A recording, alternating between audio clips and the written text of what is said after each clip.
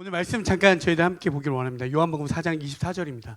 너무나도 유명하고 너무나도 우리가 잘 알고 있는 말씀이지만 오늘 이 시간 여러분 이 말씀을 통해서 함께 다시 한번 하나님과 영과 진리를 예배하는 그 시간 되어지길 소망합니다. 다 같이 한번 우리 큰 목소리로 한번 읽어볼까요? 요한복음 4장 24절입니다. 시작. 하나님은 영이시니 예배하는 자가 영과 진리로 예배할지니라. 아멘. 한번 다시 읽을까요? 시작. 하나님은 영이시니 예배하는 자가 영과 진리로 예배할지니라. 아멘. 여러분들 아시겠지만 요즘 사회에 많은 현상 중에 가장 큰 문제라고 하는 게 인구 감소의 문제가 있습니다. 네, 서울에 계신 분들은 그렇게 크게 못 느끼겠지만 지방에 계신 분들은 그것을 여실하게 느낍니다. 특히 저같이 이제 대학에서 아이들을 가르치는 이제 선생님 입장에서 있다 보면 매년마다 학생들을 받아들일 때 지방에 있는 많은 대학들은 지금 너무나 신음을 하고 있고 힘들어합니다. 그리고 심지어는 곧 폐교의 위기에 놓여 있는 학교들이 꽤 많습니다. 여러분 아시겠지만 학교가 폐교가 되면 그 지역이 무너지고요, 그 지역 경제가 무너지고 거기에 있는 많은 그 학교로 인해서 생활하는 많은 가정들이 무너지게 됩니다. 되게 힘이 들죠. 근데 제가 왜 이 이야기를 하냐면 여러분 이 사회 현상이 비단 거기에만 머물러 있는 게 아니라 교회 안에서도 매우 어려움이 있습니다. 지금 여기에 많은 귀한 청년분들이 계시기도 하지만 요즘은 웬만한 교회들을 제외하고는 유년주일학교, 중고등부 청년들을 만나기가 쉽지 않습니다. 거의 어렵죠. 네. 아무리 청년들에게 심지어 내 자녀들에게도 같이 예배하러 가자고 교회당을 아무리 그들에게 초청해도 가지 않습니다. 오기 싫어하죠. 그래서 어쩌면 요즘은 한 가정이 함께 손을 잡고 예배당에 오는 것만으로도 은혜인 줄 믿습니다. 네. 근데 이제 말을 안 듣죠. 말 안 듣고 이제 딴짓해도 여러분 같이 오는 게 은혜인 줄 믿습니다. 왜냐면 청년들에게는 오늘 여기 있는 말씀처럼 예수 그리스도가 그들의 기쁨과 소망이 되지 않기 때문에 교회를 찾지 않습니다. 우리가 오늘 기도해 주시는 너무나 은혜되는 기도가 있었지만 여러분 잠시 잠깐의 환난과 이 모든 건 반드시 그 끝이 있지만 우리가 그것이 끝이라 여겨지지 않기 때문에 이 땅에서의 잠시 잠깐 행복과 유익과 자기의 성공을 위해서 끊임없이 달려갑니다. 인구 감소하는 이 사회적 현상의 대표적인 이유가 무엇이냐라고 물어보면 물론 전 세계적으로 일어나는 일이라고 우리가 여길 수 있겠지만 거기에 가만히 들어가 보면 다 어떠한 것으로 모아지냐면 나로 되어져 있습니다.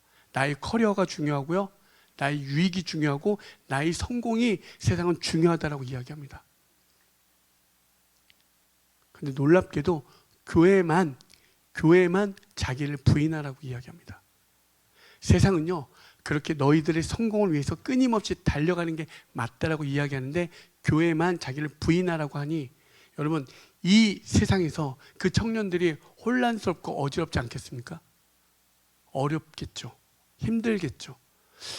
분명히 목사님은 나한테 자기를 부인하여 예수님이 우리의 기쁨과 소망이라 하셔서 그렇게 나아가는데 세상은 잠시 잠깐 바로 예배당을 나가는 순간부터 그 성공과 커리어를 향해 나아가라고 이야기하는데 여러분 그들이 어떻겠습니까?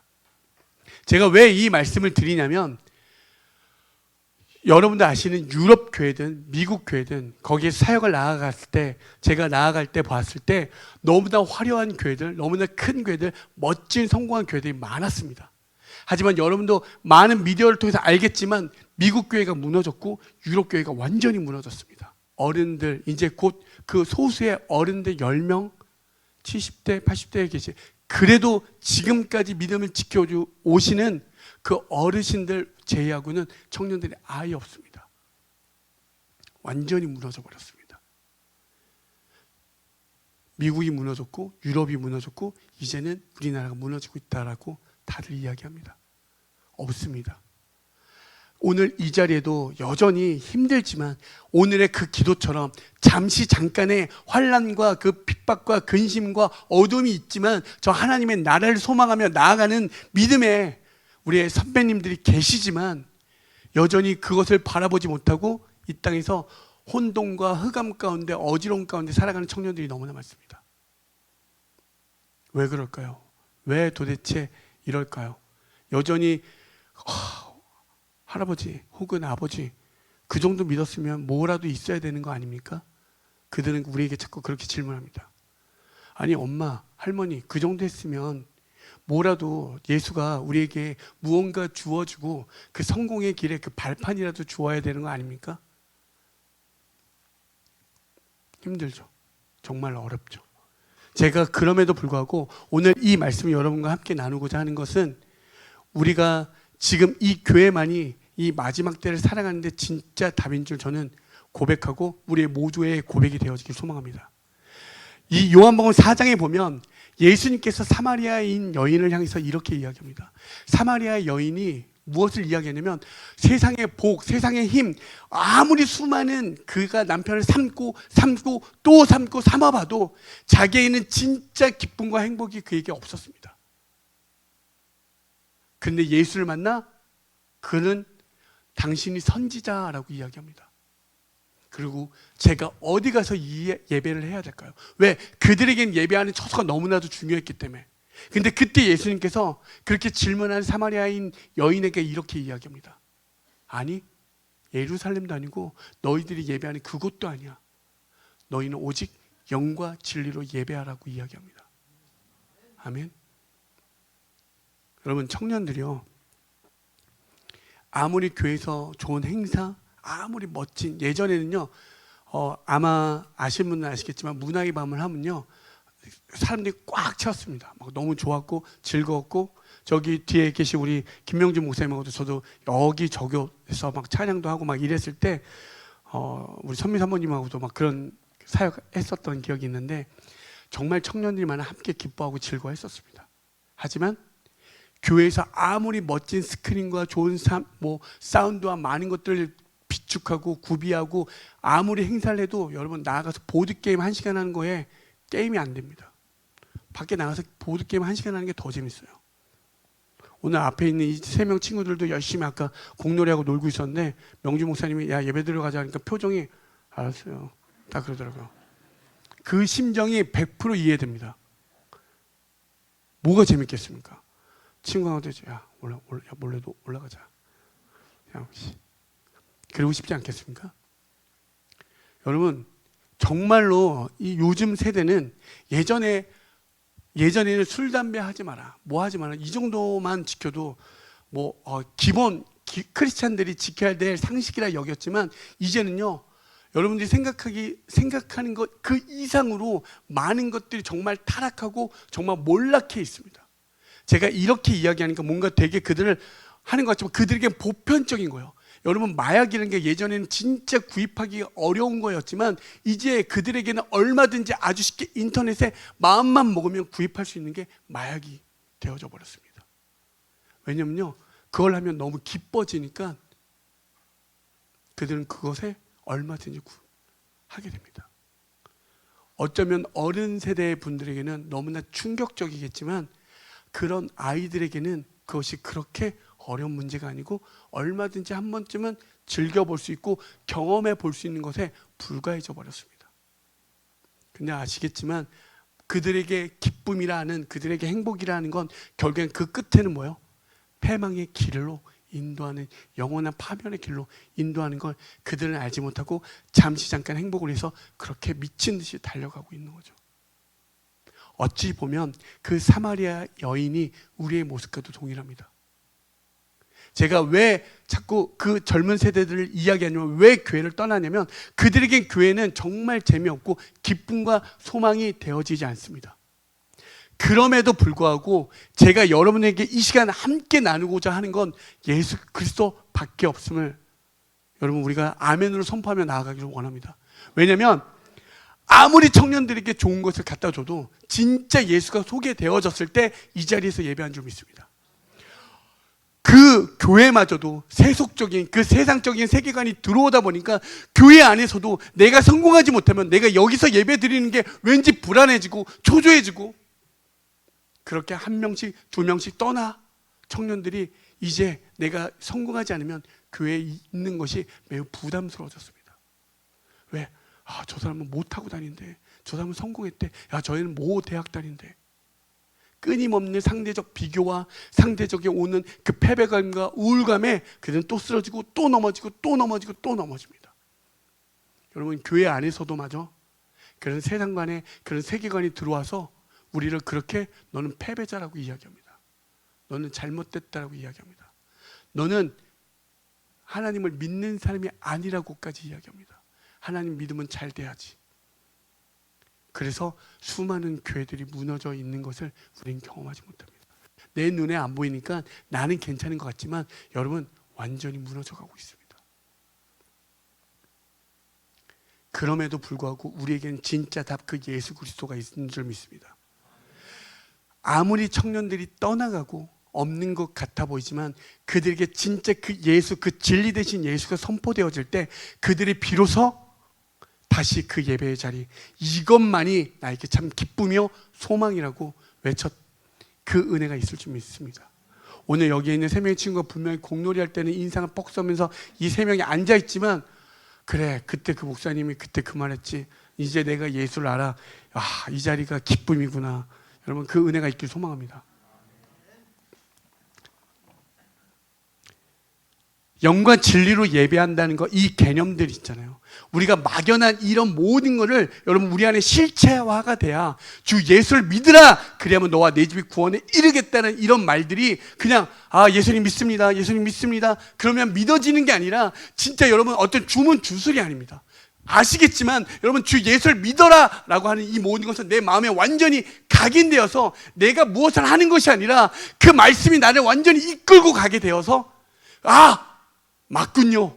내가 비록 힘들지라도, 내가 항상 기뻐하지 못하더라도, 내가 항상 어려울지라도 하나님이 나의 기쁨이시고 하나님만이 나의 감사이시고, 내가 기도할 수 있는, 내가 유일하게 의지할 수 있는 분은 예수 그리스도밖에 없는 거군요. 여러분, 그 은혜가 있길 소망합니다. 그게 예수를 믿는 겁니다. 그래서 오늘의 여기 있는 말씀처럼 예수 그리스도만이 나의 기쁨이 되는 그 은혜, 그 소망이 되는 은혜. 그래서 때로는 내 삶이 기뻐할 수 없는 모든 것이 내가 뜻하지 않는 바가 이루어지지 않더라도, 예수만이 나의 기쁨이군요. 예수만이 나의 소망이군요. 그래서 우리가 블레스피어는 막 이런 찬양하자. 주 이름 찬양.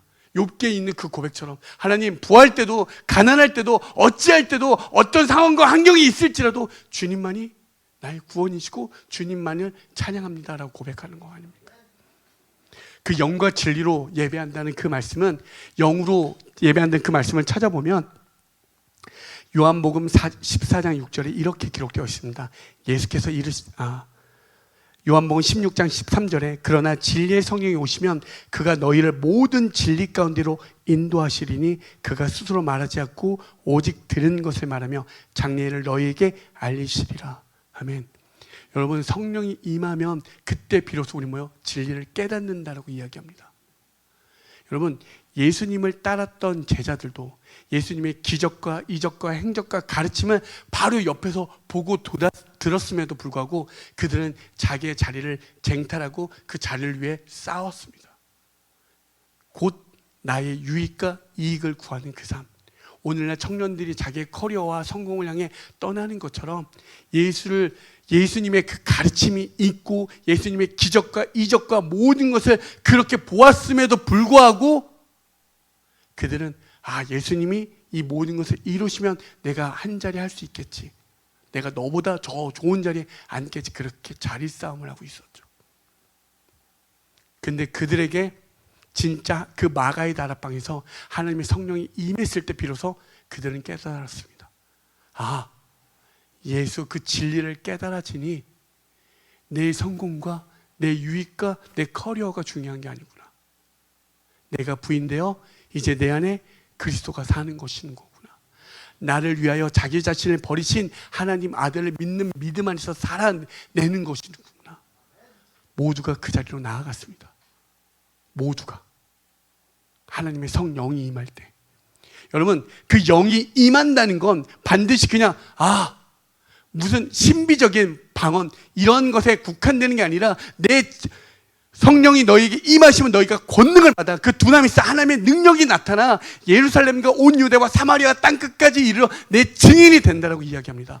그 증인이 된다는 건 그 복음이 진짜로 진리이기 때문에 이것만 난 이야기할 수밖에 없다라고 고백하여 그 사실을 세상 가운데 알리는 자리로 가는 거죠. 그 복음을 전한다는 그 사실은 무엇입니까? 내 저 죽어가는 영혼에 진짜 너희들이 생각하는 그 진짜로 그 자리로 제발 우리 같이 가자. 그 증거하는 자리로 갈 수밖에 없는 겁니다. 여러분, 요즘 젊은 세대들이 맛집을 되게 좋아합니다. 그렇죠? 막 특히 여자 자매님들 마라탕 이런 거 되게 좋아하거든요. 그러면 아마 여기 이 지역에 제일 맛있는 뭐 마라탕 집이 어디다라고 이야기하는데 명준 목사님이 그래요. 야, 거기 말고 저쪽 충남 어디에 가면 진짜 기가 막힌 마라탕 집이 있어. 한 번만 가보자. 그렇게 얘기를 합니다. 한 번 갈래? 제가 충남까지 왜 갑니까? 여기가 최고입니다. 여러분, 진짜 여러분에게 목사님께서 우리에게 끊임없이 그 최고의 맛집을 이야기하는데 우리 뭐요? 목사님, 거기가 아닙니다. 여기입니다. 그렇게 하고 있는 것과 동일합니다. 예수님은요, 그 성령을 깨달아지니까 내가 알고 있던 맛집이 아니구나. 진짜 맛있는 데가 여기 있구나. 그게 깨달아지는 것과 정말 일상 다반사에서 우리가 비교해서 말씀드리면 그렇다는 이야기죠. 여러분, 진짜 그 영이 임하면 우리의 그 진리가 완전히 깨달아져서 그 자리로 들어가게 된다는 사실입니다. 내 유익이 없잖아요. 모든 제자들이 다 거의 대부분 순교했습니다.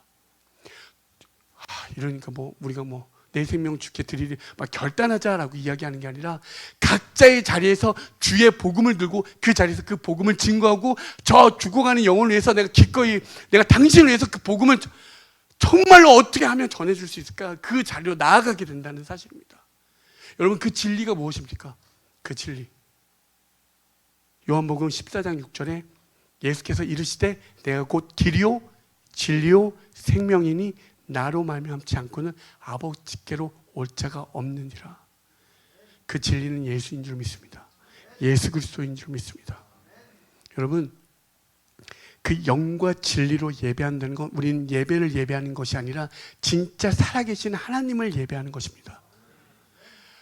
그 전까지 내 유익, 그래, 하나님이 내가 이렇게 믿으면 나한테 어떤 걸 주시겠지, 그러한 차원이 아니라 하나님, 비록 당신께서 내가 뜻하는 바가 아닐지라도 그리 아니하실지라도 주님은 언제나 선하시며 주님은 언제나 자비롭다라고 고백하는 것이 바로 영과 진리로 예배하는 자인 줄 믿습니다. 때론 혹은 여러분에게 말할 수 없는 어떤 하나님의 은혜가 부어진다면, 여러분에게 때로는 말할 수 없는 것들이 허락되어진다면 그것은 여러분에게 하나님께서 잠시 잠깐 위탁하여 맡겨서 누군가 저 죽어가는 영혼을 살려주라고, 나를 위해 쓰는 것이 아니라 그들을 살려주라고 위탁해 놓은 위탁물에 불과하는 것뿐입니다. 아멘. 여러분, 그 은혜가 있길 소망합니다. 저는 여기에 계신 분들 한 분 한 분 어떻게 지금까지 믿음의 여정을 잘 걸어 주셨고 그렇게 가시지만 젊은 세대들은 너무나 그 이정표가 잊어버리고 어디로 가야 할지 모릅니다. 너무나 어렵고요. 도대체 무엇인지를, 교회마저도 그 예수 그리스도가 없고 진정한 회개가 없다 보니 그냥 내가 길을 잃어버리고 맙니다. 그래서 여러분도 아시겠지만 너무나 안타까운 이들이 정말 기독교 대학인데도 불구하고 많은 이들이 이단에 빠지는 경우가 너무나 많습니다. 그들은요, 오면 어떻게 하는 줄 아십니까? 대부분 나중에는 그들이 이곳이 이단인지 알아요. 그런데도 불구하고 왜 거기에 빠지냐면 너무 잘해줘요. 정말 말할 수 없게 잘해줍니다. 나 마라탕 먹고 싶어. 어디? 말만 해. 가자. 기가 막혀. 근데 거기 그렇게 해주는 분들이 다 잘생겼어요. 지금 여기 있는 분처럼. 다 잘생기고 다 예뻐요. 미치는 거예요, 그냥. 우리 가다가 장로님 막 이렇게 하면 나는 인상 안 썼는데 장로님 맨날 나만 보면 인상 써 막 그러잖아요. 그죠? 청년들은요, 정말 그렇게 해줍니다. 그러니까 이게 알면서도 그 자리에 나오지 못할 때가 많습니다. 안타깝지 않습니까? 세상에 그 말도 안 되는 것에 세상이 만들어 놓은 신을 그들은 그걸 신이라 여기고 인간의 어떤 도덕과 윤리적으로 그렇게 포장한 그럴싸하게 보이는 그러한 것에 속아 넘어가 그들은 그 파멸의 길로 넘어지는 이들이 너무나 많습니다. 깨진 이들이 많고요, 마음 아픈 이들이 많고요, 정말 말할 수 없는 그 탄식과 슬픔 속에 살아가는 이들이 너무나 많습니다. 너무나 잘 와주시고 잘 버텨와 주시고 잘 지켜와 주셨지만 그들은 정말 여러분들의 그 작은 손길 하나에 여전히 기다리고 있습니다. 정말 권사님의 손길 하나, 집사님의 손길 하나, 그 따뜻한 손길 하나에 그들은 기꺼이 오늘 예배당에 나올 줄 믿습니다. 여러분, 정말 그 영과 진리로 예배하는 그 은혜가 우리 가운데 있어서 여러분, 그렇게 예배하는 자들의 모습을 보십시오. 다윗은 어땠습니까? 찬양할 수 없는 그 자리, 정말 광야 가운데 내몰린 그 자리에서도 주는 인자하시고 자비롭다라고 고백하였습니다. 스데반 집사는요, 그 복음을 증거하다가 그들의 돌에 맞아 죽는 순간에도 그들을 용서하고 그들을 위해서 중보했습니다. 바울은요, 교회를 염려하기 위해서 어떠한 고난과 시험을 당했음에도 불구하고 그는 기꺼이 교회를 염려하는 그 자리로 들어갔습니다. 여러분, 이러한 분들이 바로 영과 진리로 예배하는 자인 줄 믿습니다. 그렇다면 저는 바울이 아닌데요, 저는 다윗이 아닌데요. 아니요, 오늘을 살아가는 작은 예수돼요. 왜?